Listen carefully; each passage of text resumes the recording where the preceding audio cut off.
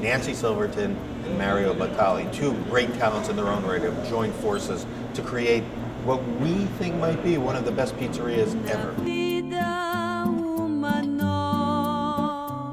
I've never been an initiator. I think I've always been a follower. I always have to get my inspiration somewhere. Yeah, something sparks. Yeah, something and then I yeah. have something, something to follow, Yeah. right? My inspiration for the crust was from a bakery in Rome. It was just the open hole structure and that lightness. You can play and so off that's of that, what yeah. it was for me, is, kind of looking at the side Yeah, of, we were talking about that with Matt too, Of this their bread. large open hole structure. right.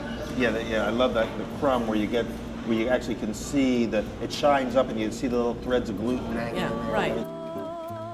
All of us are trying to give equal attention to both parts of the pizza, the crust and the topping. And for so long, that wasn't the case, right? Well, there are people that say, please put more cheese on your pizza, but I don't like that floppy, wet kind of Neapolitan. Right. The topping flavors, no matter how good they are, if the crust isn't great, then people don't appreciate the toppings as much because they're not set up. The crust sets everything else up. Yes. You must have had some interesting brainstorming sessions about this. I mean, how did it evolve? Yeah. I guess I ran into Mario, or we had another conversation about something else, and I said, hey, I'm going to open a restaurant, and it's going to be centered around mozzarella. It's going to have a mozzarella bar. And he said, I'm in. Joe and I are in. Let's do it. So that's really how it happened. And then I got a phone call from the owner of these, or the leaseholder of where this pizzeria is, and next door where the osteria is. And he said, why don't you come look at my space? There was an article that had come out in the paper that said that I was looking for a space. It occurred to me that he had this pizzeria next door, and then I reminded myself that I had always stored somewhere back there that one day I'm going to figure out how to make the pizza that I want to make. And this would have been the excuse. So I told him I'd take this space if I could have the pizzeria. And so that mozzarella-driven restaurant became two restaurants, a pizzeria and an osteria.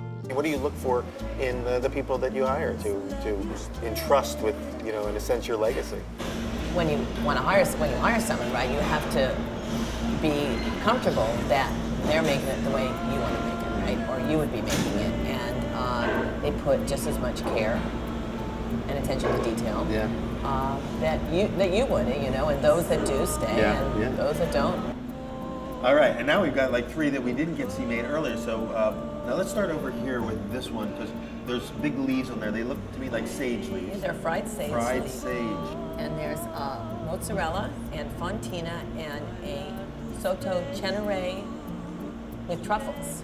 So we have a truffle Flavor. You have the elasticity of the mozzarella, right, and you have the creaminess of the flavor of the fontina.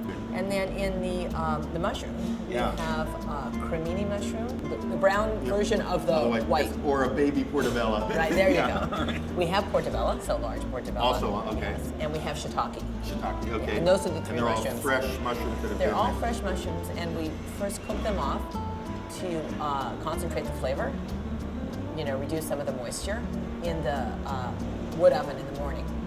And then this pizza right here, the prosciutto and rucola, is very common in Italy. It's very traditional there, and it's put on after the pizza comes out of the oven. It looks like a margarita when it comes out of the oven. And then we finish it with the prosciutto and rucola.